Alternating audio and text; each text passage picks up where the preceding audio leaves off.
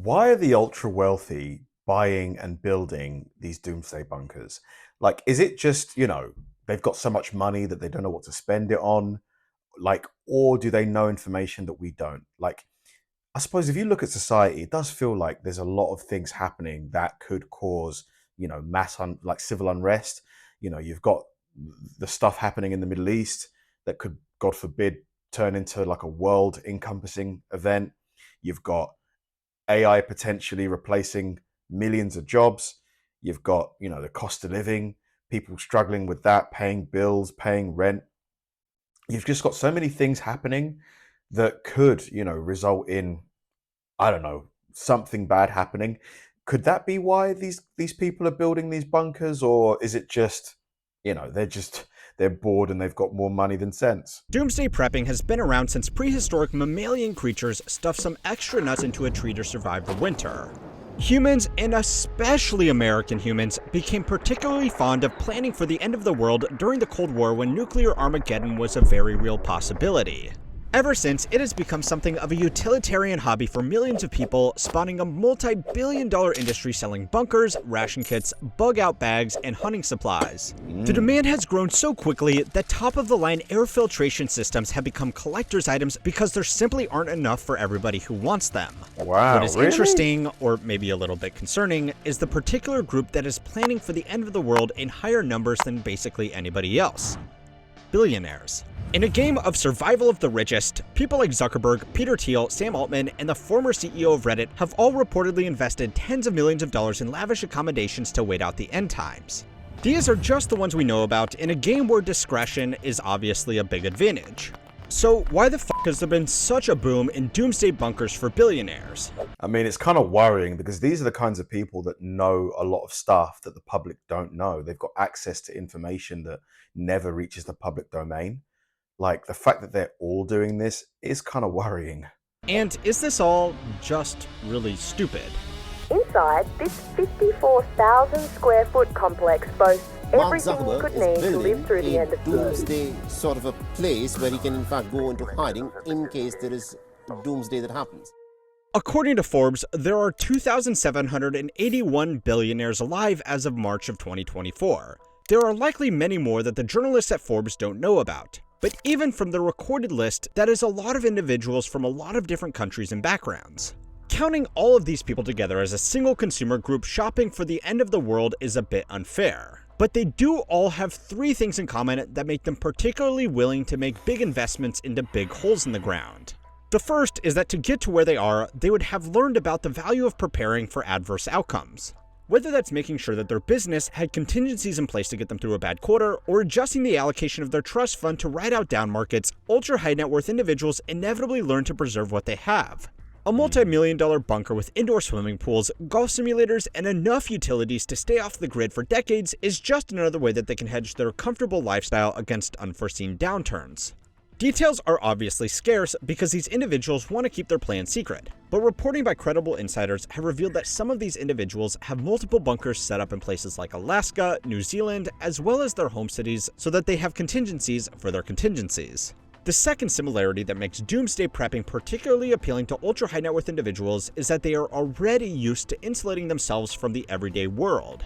Through choice or necessity, high profile billionaires don't live normal lives. For their own convenience and protection, they fly private, have security personnel, and staff on call to do mundane tasks like get groceries for them. According to the industry research firm Technavio, global spending on private security has boomed to $330 billion and is projected to reach almost $500 billion by 2028. Like, there is a community of preppers, quite a large online community of preppers. Are any of you guys prepping? Do you know preppers? Like, what are they preparing for? Is it like some kind of, I don't know, nuclear like war type situation?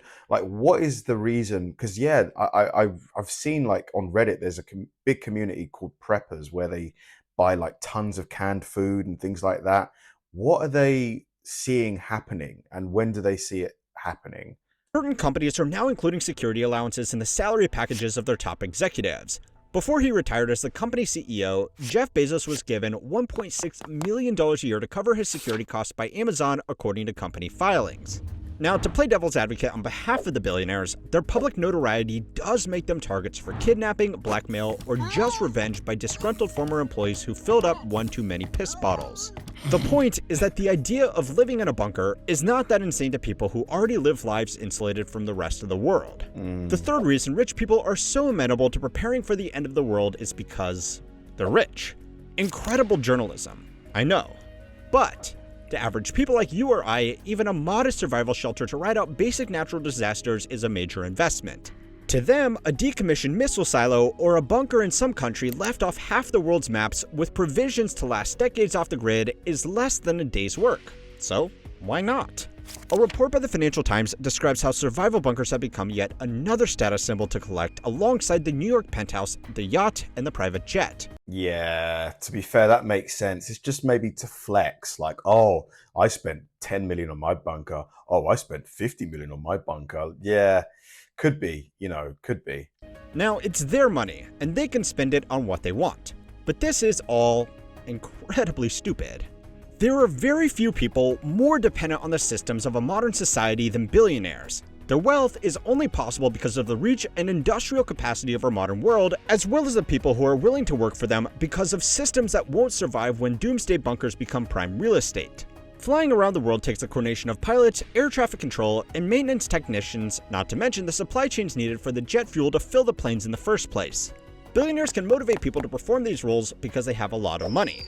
But if that system of exchange breaks down, they might not even make it to their far-flung bunkers in the first place. Good point. Like if there's a massive war, and people start bartering instead of using money and cash, then unless that billionaire's got, I don't know, a bunch of things that they can trade, like things that are useful, like cash won't really be worth anything.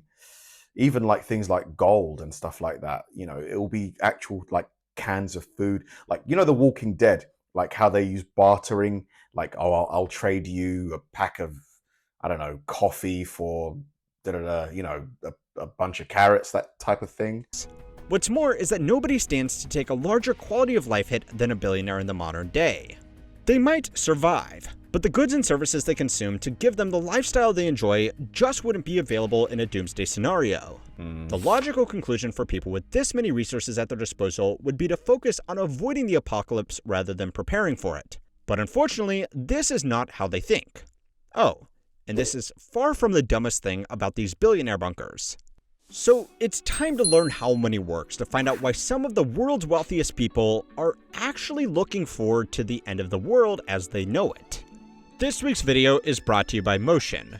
Balancing my channels with Douglas Rushkoff is a writer and media theorist who is, amongst other things, one of the early pioneers of the cyberpunk genre and coining the term viral media. He was also the first person to widely draw attention to how much time, effort, and money ultra-high net worth individuals were spending on the end of the world. Rushkoff is an advocate for open source systems and spoke about them a lot before they were mainstream, which, for better or worse, has made him very popular amongst the people in the tech industry. With that popularity, he has said he frequently gets requests to come and speak at events held by tech leaders and their companies, often for tens of thousands of dollars a day in speaker fees. In a 2018 article that he later turned into a book, Rushkoff spoke about a time that he was invited to one of these speaking engagements and the money offered was simply too good to turn down. But instead of giving a speech, he was instead directed into a small room to speak directly with 5 super wealthy individuals, who he didn't individually identify, but he did disclose that they were all from the hedge fund industry. Another surprise is that these men weren't interested in discussing Rushkoff's ideas about futurism, technology, media, or anything that he is famous for researching. They instead wanted to talk about how to prepare for the apocalypse. Wow. I mean, do they know something that we don't? Or could it just be like a heightened sense of paranoia? Because, I have found that people that have accumulated a lot of wealth, they're paranoid that, they could lose that wealth. People will come after them. Maybe they've, had to step on some toes to acquire that wealth. They're worried that the person might come for revenge. Maybe it's just paranoia, or do they have information? I mean, if I had to guess though, like if you had to guess whether there's going to be a sort of like another world war or something happening, or it's just some kind of society changing event within the next sort of 10, 20 years, I'd probably say, yeah, I see AI replacing a lot of jobs. And when that happens, there's going to be huge poverty, which could lead to, civil unrest. So yeah, maybe they are right, to be fair. The reason they were interested in Rushkoff was not because he had any credentials in the field of survival shelters, but because they wanted him to use his expertise in developing open-source social systems to fix a problem they were having. These unidentified men and others like them had hired highly trained teams of security personnel to keep them safe when traditional national security could no longer be relied on. According to a market report by Business Research Insights, the global primary military security market is now worth $220 billion and is expected to grow to over $300 billion by the end of the decade. That growth has mostly been from commercial transport security through unstable areas like the Suez Canal and personal security for individuals. In an end-of-the-world scenario, the teams of ex-Navy SEALs that these people are hiring could certainly fend off most would-be looters. But while they could keep their clients safe, there was no way that their clients could keep safe from them, in a scenario where money had lost all meaning.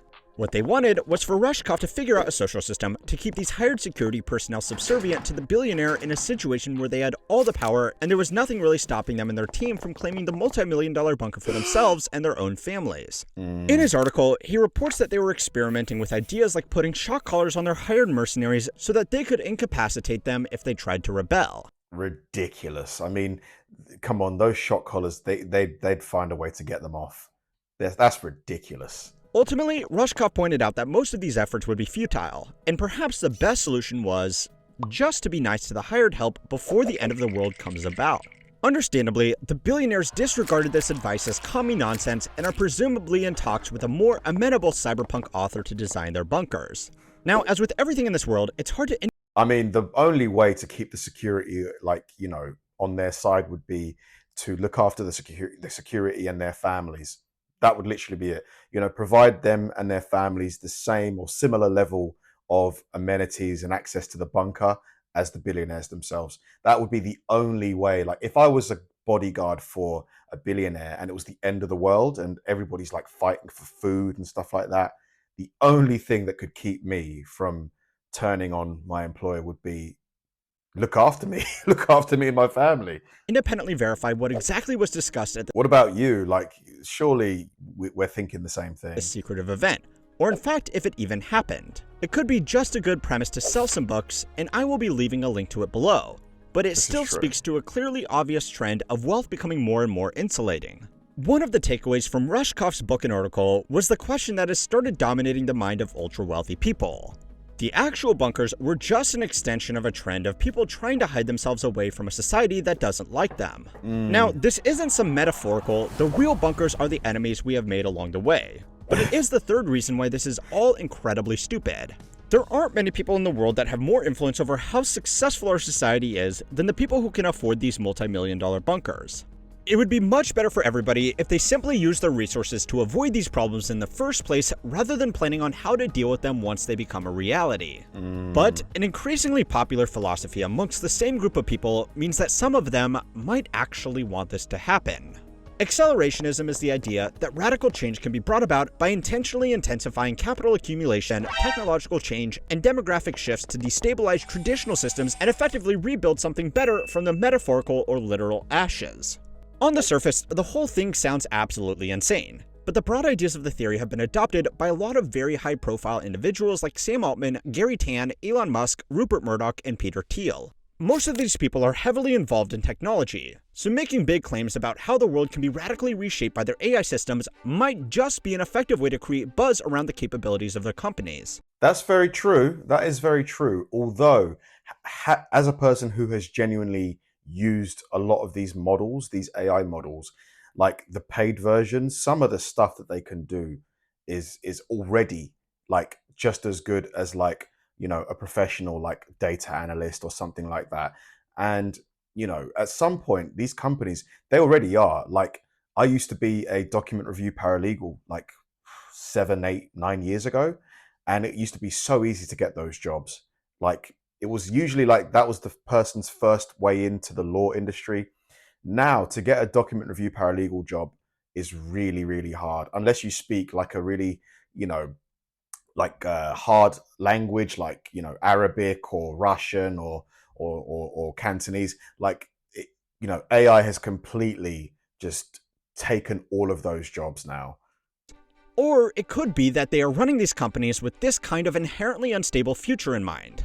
Before he was a household name, Sam Altman of OpenAI, in an interview with The New Yorker, said that he had an arrangement with Thiel whereby, in the eventuality of some kind of systematic collapse scenario, synthetic virus breakout, rampaging AI, resource war between nuclear-armed states, so forth, they both get on a private jet and fly to property Thiel owns in New Zealand. Now, another possibility is that all of this could just be a way for people to justify to themselves that hoarding wealth and recklessly experimenting with potentially dangerous technology is all to serve a bigger purpose than their own personal enrichment. Who is to say? Joe Scott made an amazing and fairly balanced video on accelerationism a few months ago where he went into a lot more details than I did here, so I will leave a link to him down below. Very interesting video. Where do you guys stand on it? I think, to be honest, to some degree, it's good to have a backup plan, because look at what happened during the pandemic. All of a sudden, getting groceries was hard. You weren't allowed to go out. So the people that had, a decent supply of food, whether it was frozen or canned, they had no worries. So I think to a degree, it is good to prep a little, but, to prep for some kind of end of the world scenario, first of all, the financial cost of it would be high, unless you're like a billionaire like Elon or whoever. And the storage, if you've got a standard, let's say 3-bed house, if you wanted to buy, let's say 6 months worth of canned food, that's going to take up a ton of space.